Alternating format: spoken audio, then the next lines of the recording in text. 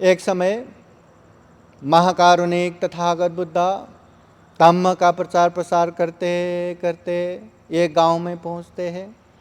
जब तथागत बुद्ध वो गांव में पहुंचे, लोगों को पता चला वहाँ ढेर सारे लोग जमा होते हैं और जमा हुए लोगों में ही कुछ लोग तथागत बुद्ध को हाथ जोड़ते हुए कहते हैं, भगवान इस गांव में बहुत सारे धम्म के गुरु आते हैं और अपने अपने धम्म का प्रचार प्रसार करते हैं, धम्म के व्याख्यान करते हैं और धम्म बताने वाले हर धम्म गुरु यही कहते हैं, मैं जो धम्म बता रहा हूँ यही धम्म श्रेष्ठ है, यही धम्म उत्तम है। हमारे शरण में आओगे तो मोक्ष प्राप्त करोगे, अन्यथा महानरक में जाओगे। भगवान हमने ये धम्म भी सुना है, वो धम्म भी सुना है, ऐसा धम्म भी सुना है, वैसा धम्म भी सुना है, सभी धम्म सुना है और हर कोई अपना ही धम्म श्रेष्ठ उत्तम कहते हैं। तो वास्तव में कौन सा धम्म श्रेष्ठ है, कौन सा धम्म उत्तम है, हमें बताए।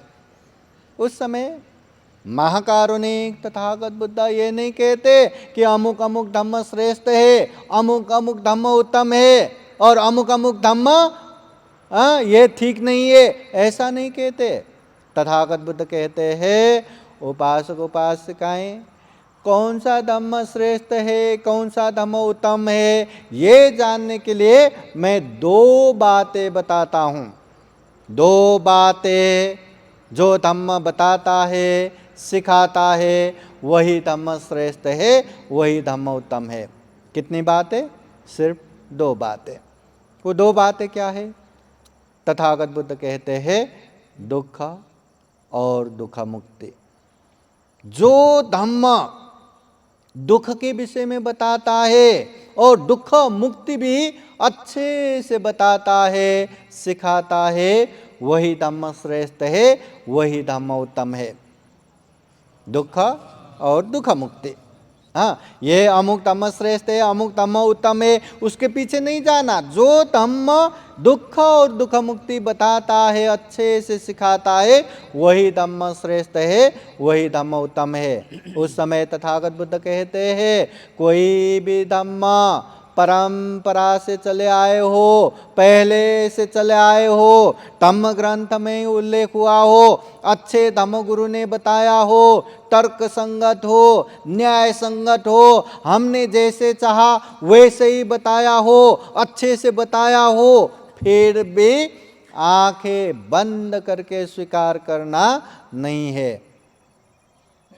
हम इंसान है, सर्वश्रेष्ठ प्राणी है, हम में चिंतन मनन करने की शक्ति है, हम में विवेक बुद्धि है, हम में प्रज्ञा है। इसलिए कोई भी बातें अच्छे से सुन के, अच्छे से चिंतन मनन करके, परीक्षण करके, जांचने के बाद, परखने के बाद ही वो धम्म अच्छा है या अच्छा नहीं है, वो धम्म पालन करना है या छोड़ना है, वो धम्म हमारा कल्याणकारी है या हानिकारक है, अच्छे से जानना है। फिर अच्छे धम्म को पालन करना है, गलत धम्म को छोड़ना है। धम्मं चरे सुचरितं नतं दुच्चरितं चरे। तथागत बुद्ध कहते हैं, अच्छे धम्म पालन करो, गलत धम्म से दूर रहो। धम्मचारी सुखं सेति। हाँ, ऐसे धम्मचारी व्यक्ति, कैसे धम्मचारी व्यक्ति? जो अच्छे धम्म को पालन करता हो, जो गलत धम्म से दूर रहता हो, ऐसे धम्मचारी व्यक्ति सुख पूर्वक रहता है। अस्मिन् लोके परमिच, यहाँ भी वहाँ भी, इधर भी उधर भी, इस लोक में भी परलोक में भी सुख पूर्वक रहता है। अच्छे धम्म जानो, पालन करो, गलत धम्म समझो, उससे दूर रहो, ये तथागत बुद्ध कहते हैं। हमेशा याद रखना, धम्म, जो धम्म दुख और दुख मुक्ति सिखाता है, जो धम्म ग्रहण करने के बाद, जांचने के बाद, परखने के बाद अच्छा लगे वही धम्म हमें पालन करना है। अभी देखो ना, अभी कुछ समय पहले 10वीं का परीक्षा हो गया। 10वीं का परीक्षा देने वाले कितने मेहनत करते हैं, हाँ, कितना मेहनत करके परीक्षा देते हैं और उसके बाद भी उसका परीक्षा गलत गया और फेल हो गया। कितना दुख होगा ना, दुख होता है कि नहीं? इतना दुख, इतना दुख, इतना दुख, फिर भी ये भी बड़ी दुख नहीं है। वो चाहे तो अगली बार फिर से परीक्षा दे सकते हैं। कौन सा बड़ी बात है? कोई व्यक्ति यहाँ से कहीं दूर दीक्षा भूमि के लिए जा रहा था और स्टेशन पहुंचते पहुंचते ट्रेन ही निकल गया, आंखों के सामने ही निकल गया। कितना दुख है ना। अरे, दीक्षा भूमि जाना था और मेरा ट्रेन आंखों के सामने निकल गया। कितना दुख, कितना दुख। परंतु ये भी बड़ी दुख नहीं है। वो अगला ट्रेन पकड़ के आराम से जा सकता है। कोई व्यक्ति बाहर जाना हो, बाहर जापान जाना हो, जापान जाने के लिए मेहनत से उसको वीज़ा भी मिल गया, पासपोर्ट हो गया, टिकट हो गया, डॉलर भी ले लिया, पैसा वैसा सब जमा किया, सारा सामान लेके वो निकल पड़ा एयरपोर्ट के लिए। एयरपोर्ट पहुंचते पहुंचते ट्रैफिक की वजह से देरी हो गया और आंखों के सामने प्लेन निकल गया। दुख होगा कि नहीं? कितना दुख, कितना दुख। लाखों खर्चा किया और आंखों के सामने ही वो लाखों खर्चा उड़े जा रहे, वो प्लेन उड़े जा रहे। कितना दुख, कितना दुख। परंतु ये भी बड़ी दुख नहीं है। वो चाहे तो अगले प्लेन से फिर से जा सकते हैं। परंतु एक बार हमारी जीवन गलत रास्ते में चल के खत्म हो गया तो हो गया, हो गया। एक बार हमारी जीवन गलत रास्ते पे चल के खत्म हो गया तो हो गया, हो गया। बुढ़ापे में आके अरे ये मैंने क्या कर दिया, ये तो मैं गलत रास्ते में आके जीवन बर्बाद कर दिया। अरे फिर एक बार मेरी जवानी वापस आ जाए, अब तो मैं अच्छे रास्ते पे चलूँगा, अब तो मैं अच्छे धम्म पे चलूँगा। क्या ऐसे पछतावा करने से हमारा समय वापस आएगा क्या? हमारी जवानी वापस आएगा क्या? नहीं आता। पर एक बार सोचो ना, अगर आते तो कितना अच्छा होता ना। जैसे हम वीडियो देखते हैं ना, एक ही बार में फास्ट करो, एक ही बार में रिवाइंड करके सामने लाओ। हाँ, सबसे पीछे देखना है, सबसे आगे देखना है। ऐसे हमारे जीवन में भी फास्ट फॉरवर्ड रिवाइंड का ऐसा सिस्टम होता। एक बात में, एक धम्म में आगे बढ़ता बढ़ता बुढ़ापे में है ये तो काहीच कामाचा नहीं, ये तो काम का ही नहीं है करे, फिर से हम वापस आता जवानी में, फिर दूसरे रास्ते पे चलता, जाते जाते हैं ये भी बरोबर नहीं, और अच्छा हो सकता, फिर से वापस आता, फिर इसमें, फिर उसमें, फिर उसमें, सभी धम्मों में हम आगे बढ़ के फिर वापस आ जाते। परंतु जिंदगी ने ये फास्ट फॉरवर्ड और रिवाइंड का सिस्टम ही नहीं दिया, सिस्टम ही नहीं दिया। इसलिए एक बार हमारा जीवन गया तो गया गया। वो जीवन बीतने के बाद कितना भी पछतावा करो, कितना भी शोक संताप करो, कितना भी धन संपत्ति से खरीदने की कोशिश करो, वो वापस नहीं आता। इसलिए जीवन में कोई भी धम्म में आगे बढ़ने से पहले, कोई भी मार्ग में आगे बढ़ने से पहले अच्छे से जांचो परखो।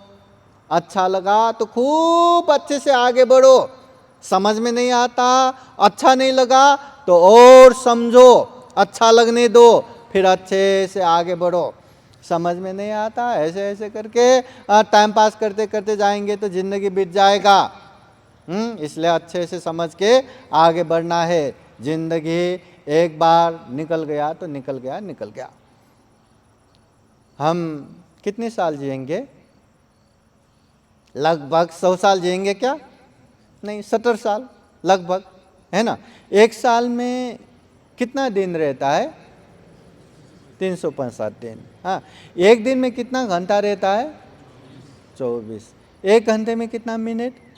7 मिनट। और एक मिनट में कितना सेकेंड रहता है? 60 सेकेंड। और वो सेकेंड 1, 2, 3, 4, 5 इसी तरह बीता जा रहा है, बीता जा रहा है, बीता जा रहा है। अब ये मैंने जो काउंट किया ना 5 सेकेंड, कुछ समय मैंने काउंट किया था, अब मुझे वो 5 सेकेंड वापस चाहिए। मला वापस पाहिजे, काय करूं मैं? क्या कर सकता हूं मैं? मुझे वो 5 सेकेंड वापस चाहिए। अरे मैं तो भानते हूँ, मैं तो महाथेरो हूँ, मैं तो बुद्धिज्म में PhD किया हूँ, ध्यान साधना भी करता हूँ, चलो इसको तो मैं परित्राण करके पूजा पाठ करके वापस लाता हूँ। नमो तस्सै भगवतो अरहतो सम्मा सम्बुद्धस्सै एवं मे सुतं एकं समयं भगवा सावत्थियं विहरति चेतोने। आएगा क्या? आएगा?